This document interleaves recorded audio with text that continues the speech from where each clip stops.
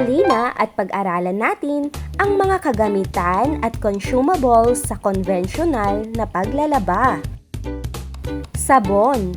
Ito ay consumables na maaaring pulbos o bareta na nilalagay sa damit upang matanggal ang dumi sa labahin. Bleach. Ito ay consumables na tumutulong upang matanggal ang anumang mantsa sa labahin. Fabric conditioner. Ito ay consumables na inilalagay kadalasan sa huling banlaw at nakatutulong sa pagbibigay ng bango sa mga labahin. Palanggana. Ito ay ginagamit sa tradisyonal na paglalaba at nagsisilbing lagayan ng mga labahin habang ito ay ikinukusot o ikinukula. Timba. Ito ay nagsisilbing sisidlan ng tubig o mga labahin matapos makusot. Escoba. Ito ay tumutulong sa pagkuskos o pagtatanggal ng mga mantsa o dumi sa mga labahin.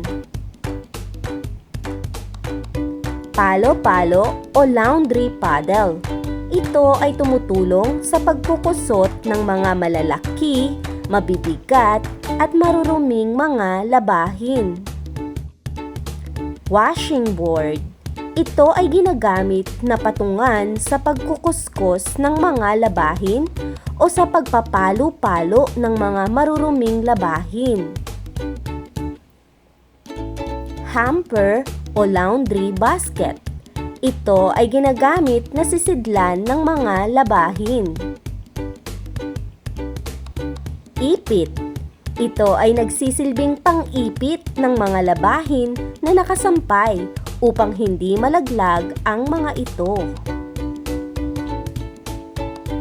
Hanger. Ito ay nagsisilbing sampayan ng mga damit gaya ng polo o t-shirt upang hindi masyadong malukot.